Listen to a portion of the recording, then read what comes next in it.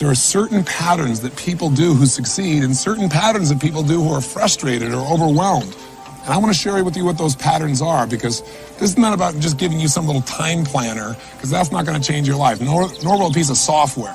What will change your life is learning how to control and direct your own mind and emotions, and doing it in a way that really gives you what you want versus what maybe your environment may be demanding from you right now. I hope that sounds like a journey that's enticing to you, because if it is, I think that the skills you're going to get here will give you a lot more than what you expected when you signed up for this course. Now, by the way, you signed up for a program here called More Time, and yet you know there isn't any more. So why would you sign up for a course like that? Well, probably because inside of you, you know that there's more time for what matters for you if you restructured your life a little bit. You may not know how to do that, but a part of you knows that that's really possible, or you wouldn't even take in a program like this.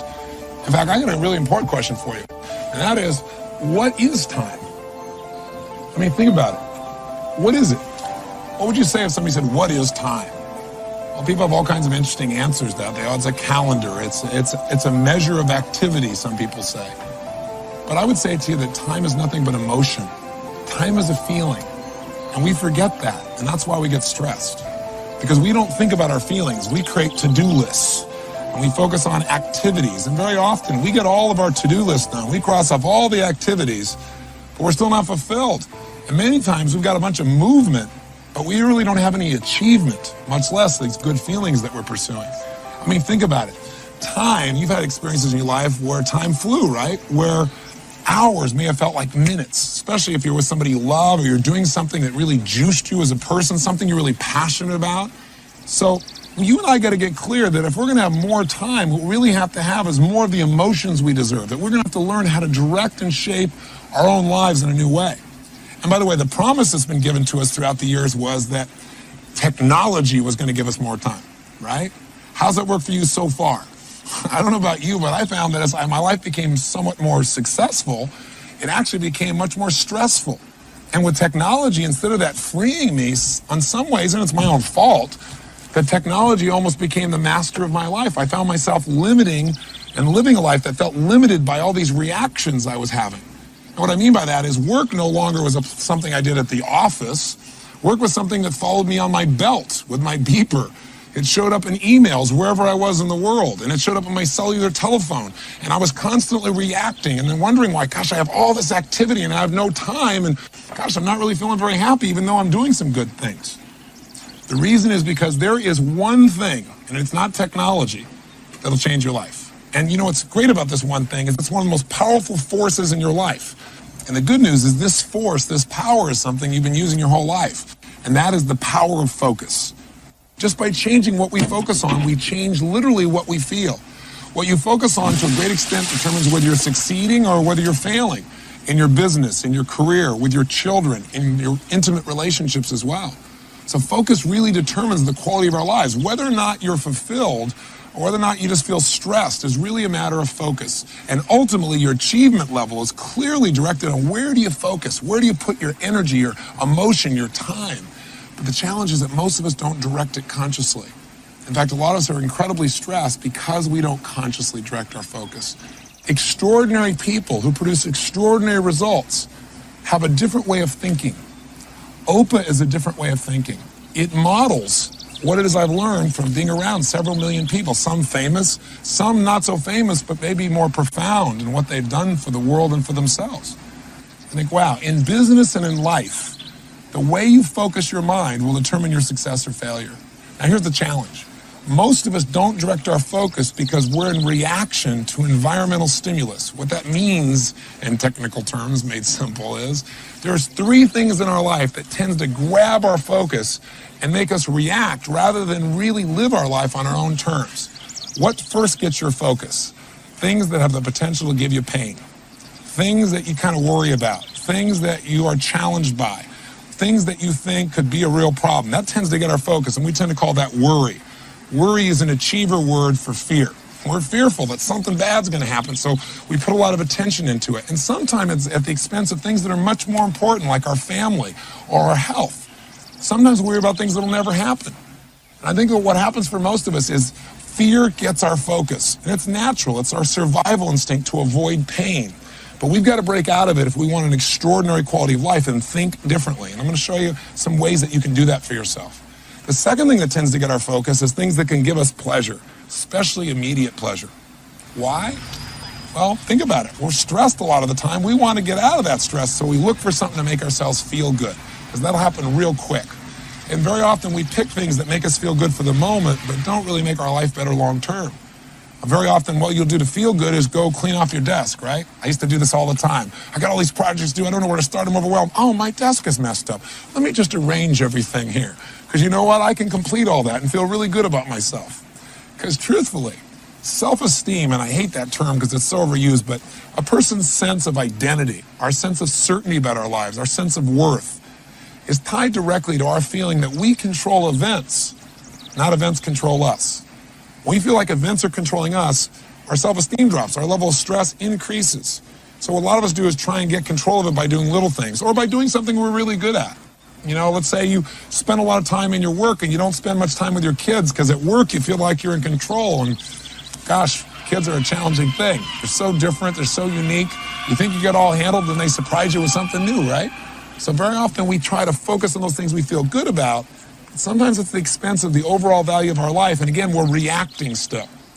The third area that tends to get our focus, if we don't put the stakes in the ground up front and say, here's what I'm gonna focus on, here's what I want for my life, is sure enough, we tend to get caught up in other people's demands. And then our life becomes about responding to other people's urgencies and reacting. You might say, but Tony, you know, my supervisor is gonna do that, or my boss is gonna do that. Yes, but I think you're going to find when you learn this OPUS system, you're going to be able to get your boss to get results they never had before. You're going to be able to do more for them than they've ever seen before. And you'll be able to literally help them to manage you and themselves more effectively if you have a supervisor. If you're in charge, quote unquote, then I think you're going to find that there's going to be a great deal of fulfillment and you won't be responding to everybody's demands there either. Does that sound like it might be useful? I can tell you something, as long as you're responding to the things that concern you, the potential for pain or worry, as long as you're trying to get a quick fix of feeling good, as long as you're responding to people's demands, you're living a life of reaction, and you won't get the level of fulfillment, much less the results that you really deserve. So how do we turn that around? Well, first of all, you got to understand the price of focusing on what you fear. And I'll give you a fun, simple example. Years ago, I took up a fun sport, which is auto racing. And when I first went to this racing school, the very first time you get there, here's what they do with you. They put you in a car, and they say, we're going to show you what an automobile is capable of and what you can do. So you get next to this race car driver, and they take you through this course, and they're going 140 miles an hour straight at a wall in a corkscrew turn, and your heart's beating out of you, and they do it. And by the end of this thing, they look at you and say, you know, in 4 days, you're going to be able to do this. And you think to yourself, you're joking. There's just no way this is going to happen. But they say, let me tell you the secret. The reason you're scared right now is you don't know what you do if you got out of control. You don't know what you do if you got caught up in a spin.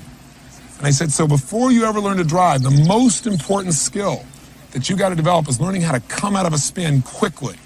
And when the man was telling me this, I thought, God, what a great metaphor for life. Because we all do really well when things are going well. It's when we go into a spin, when things aren't working out well, when things that are stressful happen, that we kind of lose control of the direction of our lives and start reacting. And pretty soon our fear tends to cause us to end up on the rocks or in the wall, so to speak. So I said, okay, well, what's the secret? He said, it's really simple, Tony. Here's how it works. Here's how you come out of a spin. Focus on where you want to go, like this left-hand turn we're going to need to make. Don't focus on the wall in front of you. If you focus on what you fear, the wall, guess what happens? The minute you focus on it, you steer in the direction of what you focus on, and your life or your car moves that direction. If you focus on what you want, you will automatically steer everything in the direction of what you want. He said, do you ever hear about, somebody driving down like a desert highway, and there's like a telephone pole every quarter of a mile, and this guy's driving his Porsche 100 miles an hour, and it's the telephone pole? And I said, yeah. He goes, that happens all the time. He said, you know why? As soon as people start to feel like they're out of control, they focus on what they're afraid of hitting, and they drive right into it. And I thought, that's a great metaphor for life. He said, so all you got to do is don't get scared. Even if you do get scared, you will. Even though you're fearful, focus on what you want, not what you fear. I said, no problem. I teach this stuff. How do you think I did? Not very good. Because what happened was he was smart. He got me driving for a while, and I was concentrating, and I was waiting. I knew any moment he's going to do this. But see, life doesn't give things to you. It doesn't give you challenges when you're ready for them. It's like just when everything's going great, that's when life comes by and gives you a little test. That's like when our Creator says, it's time for you to grow, and you're not ready for it, so you're going to grow the most right now. And so sure enough, I'm driving for 10 or 15 minutes. I'm waiting for us to push the button. After a while, I kind of just get caught up in the rhythm stuff, kind of like getting caught up in your life. And all of a sudden, he pushes the button. We start spinning out of control. What do you think the first place my brain goes? Wham, right at the wall. I'm driving right into it. He is smart, though. He wants to save our lives. He grabs my head and forces me to look in the direction we need to turn. And I'm fighting him because I want to see myself die. Right? Fortunately, keeps holding my head. Now, as I turn and focus on where I want to go, without realizing, what do I instantly do? I turn in the direction of what I want. I got a question for you, though. Do you think the minute you turn and you do the right thing, because now I'm doing the right thing, I'm turning the right direction, do you immediately get rewarded for that? See, we have a thing called momentum that's still going on. We're in what we call lag time right now, where we're doing the right things, but we're not getting the reward because of the old momentum. It's kind of like you ate like heck for 30 years and now you've eaten well for 2 days and you go, gosh, I'm not getting the result yet. Keep focusing, keep eating the right way, and it'll turn. But you got to keep the faith. You can't look back at the wall because that's what you want to do. You want to look back and go, it's not working. I want to see the failure. I want to see the crash. Fortunately, keeps holding my head. And what happens? Sure enough, we turn. And a few seconds later, the wheels catch and we turn and we miss the wall by about 2 or 3 feet. My heart is beating out of me. He goes, did you learn? I said, I learned. Did I learn? No. Took 3 or 4 more times of doing this, of him forcing my head before I finally got it down. I got a very important question for you, though. If you focus on where you want to go, are you guaranteed not to have problems? Guaranteed not to hit the wall? The answer is no. You could still hit the wall. But let me ask you an alternative question. If you focus on what you fear, if you focus on the problem, if you focus on the challenge ahead of you, and you drive yourself into that, are you going to crash? The answer is 100% yes. So there's no guarantee in life, but if we focus on what we want, our outcome, which is what OPA stands for, the first O in OPA is outcome. What do I really want? If we focus on that, our chances increase geometrically. If we focus on our fear, we got a real problem. So the obvious question becomes, okay, well then how do I control my focus, Tony? Do I just think positive? Well, let me give you a clue. I don't believe in positive thinking. I don't believe you should go to your garden and say, there's no weeds, there's no weeds, there's no weeds, and do a bunch of affirmations. I got news for you. The weeds will take your garden. I believe in something really simple. I believe in seeing life as it really is, but not worse than it is. See, most people say, well, I'm just a skeptical person. I'm just a pessimistic person. What they're really saying is I'm fearful. I don't want to get my hopes up. I don't want to be disappointed again. But I'm here to tell you in life, you got to see it as it is and not worse than it is. You can't try and protect yourself, or you protect yourself from success. You protect yourself from joy. You got to get your hopes up to make life work. So see it as it is, but not worse than it is. Second, you have to see it better than it is. Otherwise, there's no drive to make things better. You got to get a vision for what you want. What's the outcome? What's the vision for your life? Otherwise, you'll get caught up in the to-dos of daily living, and you'll say, gosh, I don't know what it is, but I feel like my life's about making a living instead of really experiencing life. So if you get a view of what your outcome is, of what you really want, wow, the game changes for you. And then once you know how it is, and then you have a vision for how you want it to be, then the obvious third step to succeeding is you got to make it the way you want it. And what we're going to show you with OPA planning is how to do that. Now, from a practical perspective, how do you actually change your focus in a second? Well, the way you and I do it is by asking questions. You see, when we say we're thinking, what we're really doing is asking and answering questions in our mind on a consistent basis. That's all thinking is. Thinking is the process of asking and answering questions. And if you ask a lousy question, what are you going to get? A lousy answer. So if your question is, how come I can never lose weight? Your brain gives you an answer, because you're a pig. Or if you say, how come I can never pull this off? Your brain says, because you're a schmuck, because you're not ready, because you came from a dysfunctional family, or whatever lousy answer comes to a lousy question. What would be a better question around this idea of losing weight? Well, you could say, well, instead of how come I can't lose weight, you could say, how could I lose weight? Challenge that question. It's a little better, but you'll probably say, I go on a diet. And diets are painful, so you probably don't want to do that. What would be a better question? How about, how could I lose weight and really enjoy the process? That's a different outcome, a different result than just losing weight. It's losing it and enjoying it. Now, if you ask, how can I lose weight and enjoy the process, your brain will give you a different answer because you're asking a better question. Now it might say, you know what? I've always wanted to learn to horseback ride or play polo or whatever it is you love to do. Maybe I'll go do that. Or I love to play basketball. What if I could play basketball and I'm not even thinking about losing weight and it'll happen automatically? If you want a better answer for your life, you got to ask better questions. If you want a better plan, then you better ask better questions. And by the way, this is true of some of the most riveting aspects of our life, because all human beings' lives are driven by the questions they ask. Some people succeed in life and they ask the question, what's wrong with me? And they wonder why they feel depressed all the time. Or why can't I figure things out? We have to be very careful about the questions we ask ourselves. Does this make sense? I hope it does. Whether it's a Martin Luther King asking a question about his dream and how we can have equality, or whether it's a fun quote or a powerful quote, or whether it's a question of a leader like Robert Kennedy, who we know the famous quote said, "Some people see things that were done and they ask why. I look at things that were never done and ask why not." If you want to change your life, you got to change your questions. And if you want to change the experience of planning, you got to stop asking that silly question that everybody asks when they're going to plan something. I used to do this all the time. What is the question we all ask when we're going to plan something?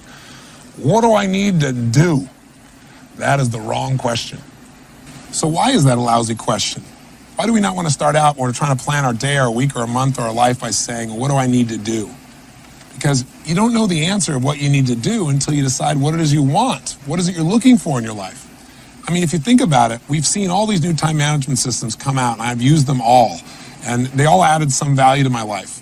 But none of them really helped me to achieve at the level I now achieve, and they certainly didn't help me to really be fulfilled. They were about making up my to-do list of all the things I needed to do, and I found myself at the end of the day, even when I crossed everything off, very often still not feeling fulfilled. Because a lot of times I got everything done, but I didn't really achieve anything, and I've learned in my life not to mistake movement for achievement. See, 100 years ago, 200 years ago, maybe it was okay to make a to-do list because life wasn't that complex.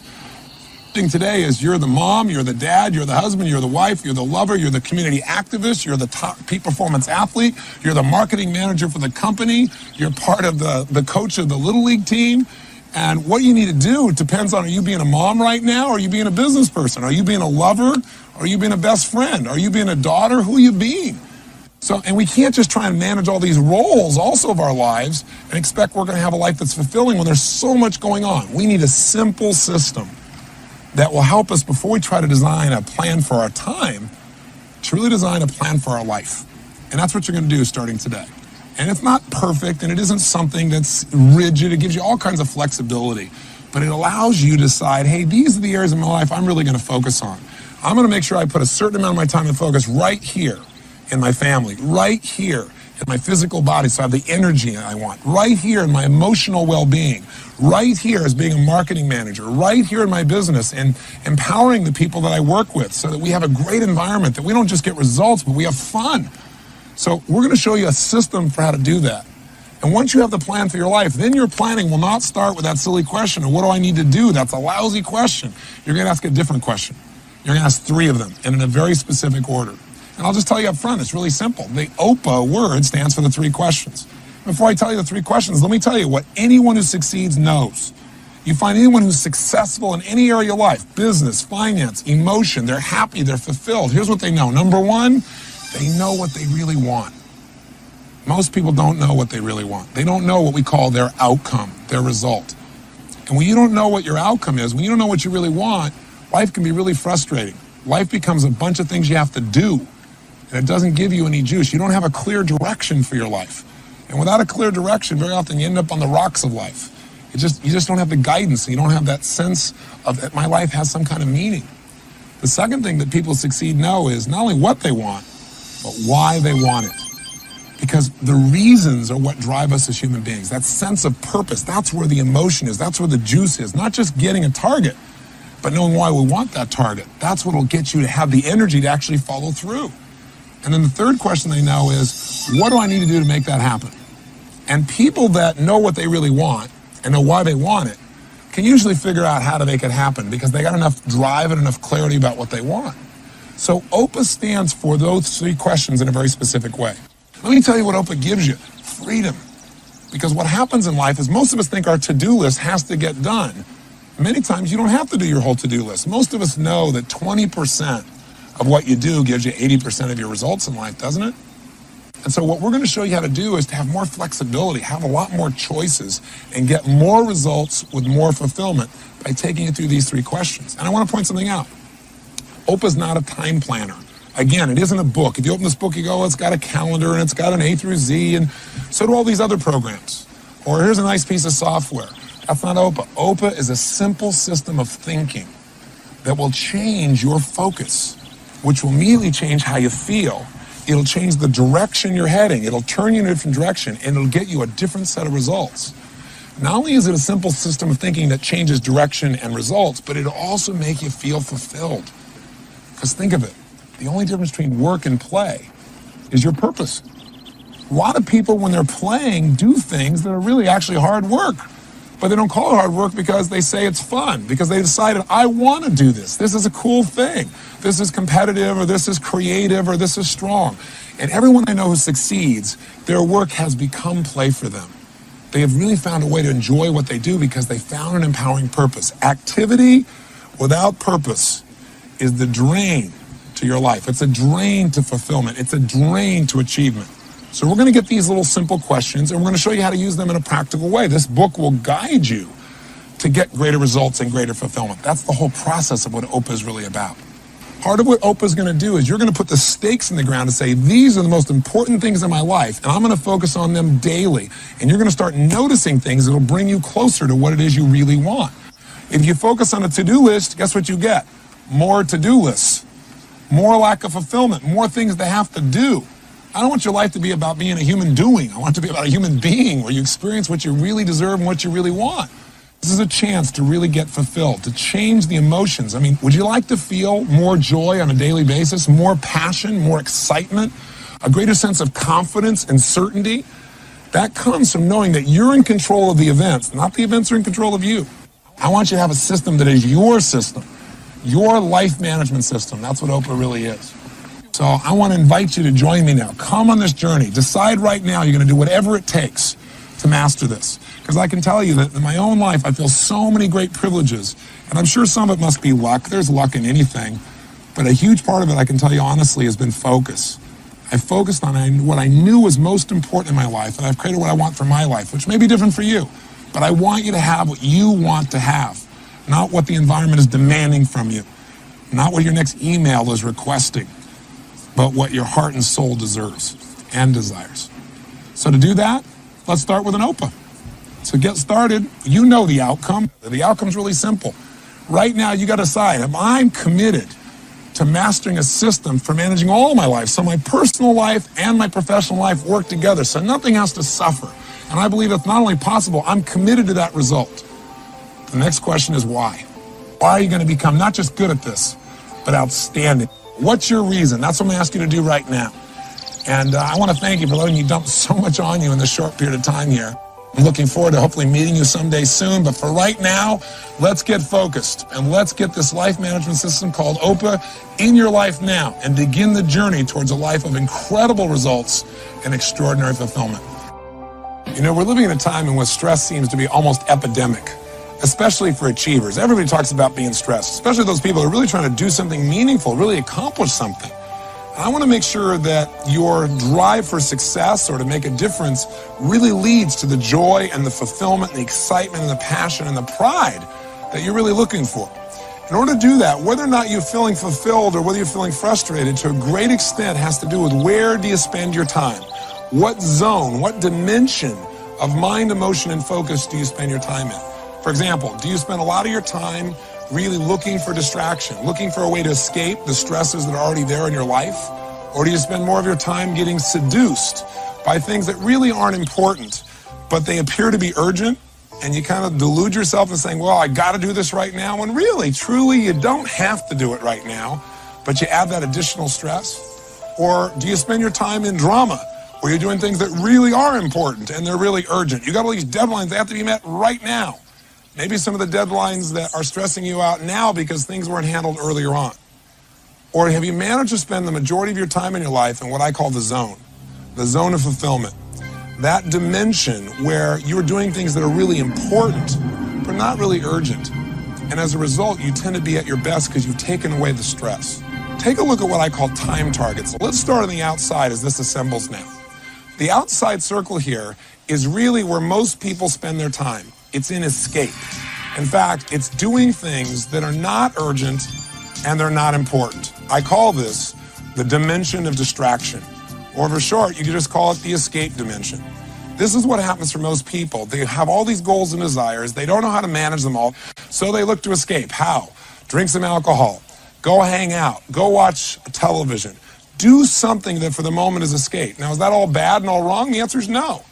But if you spend the majority of your time there, you won't be fulfilled as a person and your stress will actually increase. Now, the next circle, closer into the target, is that area that we call the dimension of delusion. That's because this is the area where you start doing things that are urgent. This is where you spend your time, but they're really not that important. And what fits in this category? Emails. I mean, these days, all somebody's going to do is type something and they can send it to 50 people with one keystroke. So a lot of us end up with a lot of emails that don't really, they beg us to respond immediately, but would you agree with me? A lot of it is just things that seem important, but really aren't important at all. They're just urgent because there's this demand that says, handle me, I'm here on your screen. The more classic example is the telephone. I mean, the phone rings and you're in the middle of something really important. And now you run to grab it and break the pattern of your focus and your feelings. Now, if we go to the third ring, the one closest to the bullseye, that's urgent and important items. That's the dimension of demand. That's where something says, we got to do this right now. You're going to have to spend time there. And a good portion of your life, if you're an achiever, is spent there. But if you spend too much area, too much time, too much focus, too much emotion in the area called demand, in that dimension, you're going to be one stressed character. So you've got to have a certain percentage of your time here, but not more than you need. And life will give you plenty of urgent and important things to deal with without you not doing your part. Where do you want to spend the majority of your time? You want to hit the bullseye as often as possible. That bullseye is the dimension of fulfillment. That's when you're doing things that are really important, but they're not urgent right now.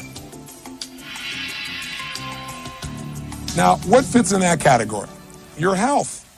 Most people wait till they have a health problem to try and deal with it, and very often it's too late. We got to make that something that, even though it's not urgent, we make important, and we make that the time we spend no matter what. We spend time in what's important. So one of the secrets here is to identify, where do you spend your time? Are you spending 20% of your time in the zone, 60% of your time in urgent and important, called the dimension of demand, and then 5 and 10 or whatever in the other two? Are you spending 50% of your time in the zone? Let's do some time accounting of last week. Go for it and let's do it right now.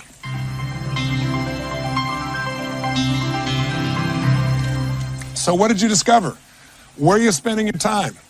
The optimum time, the goal, is to spend close to 50% of your time doing things that are important but not urgent, at least 40% of the time. If you're in that 10 or 20%, I know you're going to be stressed and you're not going to be as effective as you could possibly be. Does that make sense? People in my company will tell you, I believe that anything we really want to get done, if we're committed, there's a way to do it. There's some form of leverage. Someone else could speed it up for us. Someone else we could trade with. We could do something with. We could make it happen. Boy, if you could do that, your life would feel more fulfilled. Is it singing, a dance class, walking on the beach, time alone, time with a friend? I don't know what it is, but what is it for you? Maybe write those down. Guess what will bring you to the zone day after day after day? OPA. When you ask that question, what's the most important outcome to me? It'll cause you to focus on what's most important to you, not just what's urgent. But what will bring you there is this life management system and this focus on outcomes. So have I sold you yet? You got to make sure you focus on spending as much time as possible doing what's important and not urgent. Get yourself into that 40, 50, 60 percentile there, and you're in for a great time with a lot less stress and an amazing amount of joy. Thank you. I'll bet I know where you want to spend the rest of your life. In the zone, right?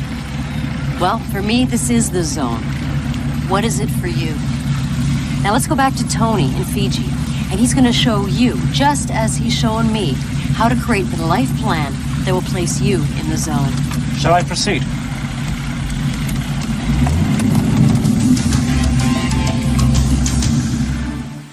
Now we're going to talk about categories of improvement. What we're really talking about is creating a life plan for you now. If you don't have a plan, you fall into somebody else's plan. It's the old thing of, if you fail to plan, you plan to fail. It's an old overused phrase, but it's really true. Without a plan, your focus goes to what you fear, something that could give you pain, Or it goes to something that gave you pleasure for the moment so you can get out of the stress. Or it goes to something that someone's demanding for you. We want you right now to begin to create a life plan. In order to have a life plan, you got to have something you can manage. Think of this as a life management system. If you're going to manage your life, you got to look at what are the areas of your life that you really need to manage in order to succeed and be fulfilled. We call these areas, obviously, areas of management. There's only two primary areas of your life you really have to manage. Area one is obviously your personal life. And we're going to take a look at what are the areas that you need to focus on a regular basis in your personal life in order for you to not only be fulfilled, but have a life that really works. In your professional life, there are a lot of different things you got to look at. If you try to think about all of them at once, it's a bit overwhelming.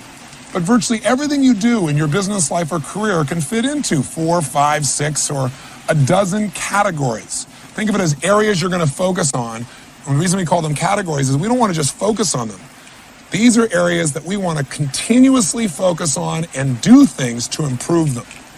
Now, if you don't come up with an area and actually define it, life tends to grab your focus. So for example, in your personal life, what would be an area that you would need to continuously focus on and continuously improve if your life's going to work? Well, one area of your life would have to be your physical vitality and health. If you don't take care of that, if you don't focus on it, does it get better automatically? You and I both know the answer is no. You have to put focus in it, and you also have to measure it. The same thing's true of your finances. Finances don't get better by just hoping. Finances don't get better without focusing on it. If we don't focus on it, our finances tend to stay where they are or get worse. Same thing's true of friendships, relationships. Same thing's true with your family. Same thing is true of your spirituality. If you don't put a focus on what you believe spiritually and making sure you're measuring that you're really aligning yourself with your creator or whatever you believe, then you don't feel that same level of fulfillment in that area of your life. So we're going to put the stakes in the ground and say, you know what? I'm going to have a life plan that's going to require me to continuously measure my progress in each of these areas. And I'm going to set specific goals in each of these areas. And when I go to plan my day, instead of saying, what do I need to do? I'm going to say, what's most important for me to achieve? Because unless you come up with those categories, your focus will go to the urgencies of the moment, and you'll be pulled out of the zone, and you won't get the results or the fulfillment you deserve. Think of it this way. You cannot manage what you can't measure. So you got to stop and measure it and say, this is what it's going to be, and this is how I'm going to achieve it. In fact, and a good metaphor for it is this, the little wheel of life. It's just a simple thing. And let's have you watch us do it, and then do it for yourself. Like, for example, in this person's case, we'd say, where is this person in these 6 areas? Their physical body, where are they compared to where they want to be? If the dot in the middle here is 0 and the edge of the wheel is 100% of where they want to be, where are you? Are you 100%? Are you a 10 physically? Or are you a 5 or a 3 or a 7? Let's say this person says, well, I'm about 70% of what I'd like to be ideally. Okay, well, let's figure out about 70% of the distance and draw a mark right now, just like we've done. Let's look at emotional life for a second. Where are you emotionally compared to where you want to be? Emotion means how much joy, how much passion, how much excitement. It's probably about 30% of where I want it to be. Well, then draw a line of it's approximately 30% like we're doing here. And let's look at the next area. Let's say your financial life. Where is it compared to where you want it to be? Well, I have very big goals. I'm about 10% of where I want to be there. Someone else may say, no, I'm 90% of where I want to be. Okay, well, mark that. Let's look at your family life. What's that like? You go, no, that's really good. I'm really happy with that. That's about 80%. Where's your spiritual life? I'd say if I was honest with myself, that's about a 50% of where I really think it needs to be. And lastly, you say, what about your career? And you say, well, my career's doing pretty good. I give that 90%. Connect each one of these sections so they become a continuous outline, forming a shape. All right, now look at the shape we've got here. If this was the tire on the car called your life, how would your car drive? Well, for most people, it would be a rough ride. The categories of improvement, having these areas you're not just going to focus on continuously, but you're going to constantly improve, have specific goals for and plans for, and that your life revolves around, will not only take you out of overwhelm, but it'll give you the power of balance. Because for most people, they think of balance as a passive thing. Balance gives you this well-roundedness that allows that tire to go stronger and faster and produce greater and greater results while being more and more fulfilled. So we have 2 areas of management. What are they? They're, of course, our personal life and then our professional life. Let's just take one of them. Let's take your personal life. And let's come up with what are the areas of your personal life that you're going to continuously focus on and improve. Do you get the idea? Okay, you don't have to do this perfectly, and you can change this. It'll only take you 2 or 3 minutes. Go ahead and do this right now.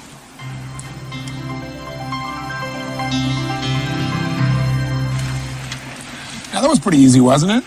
I mean, it doesn't have to be perfect, but you'll tend to notice that most people in their personal life have very similar categories because there aren't that many areas of our life that we really need to focus on for our life to be fulfilled and to be successful and for it to be balanced.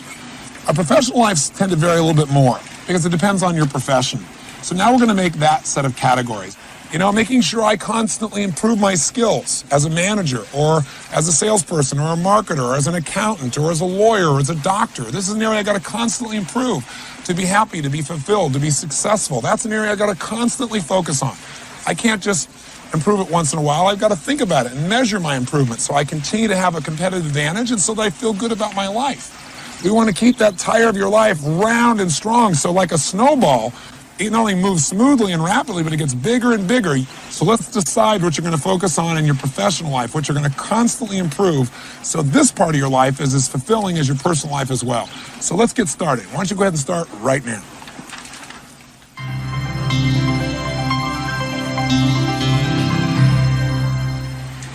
So how'd you do? I'm sure not perfectly. I know I was far from perfect making my first list of professional categories, but you can make it better. You're getting a start here. Roles are the places, the way you think about yourself, I guess I should say, as you're working in this area.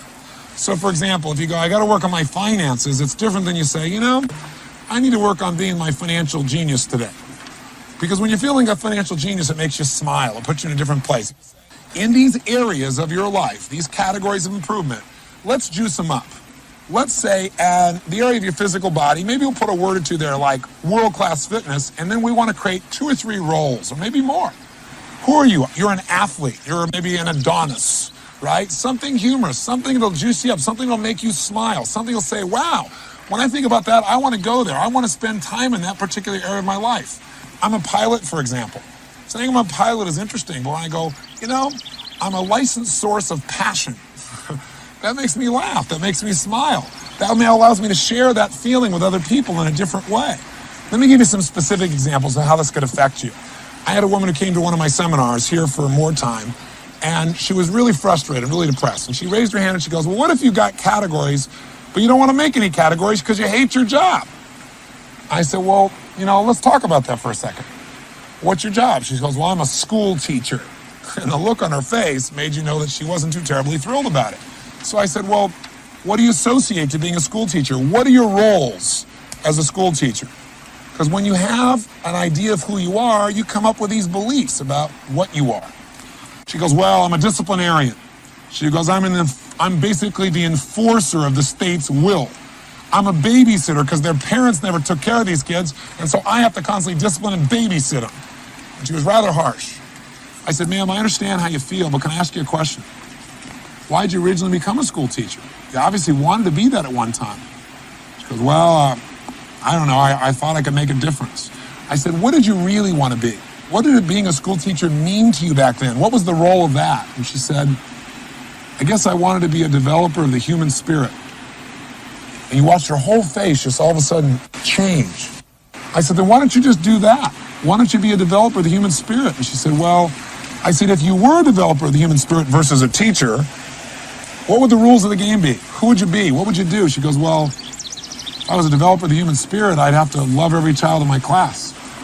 And her whole face changed. She started to smile. I said, if you were a developer of the human spirit, what else would you have to do?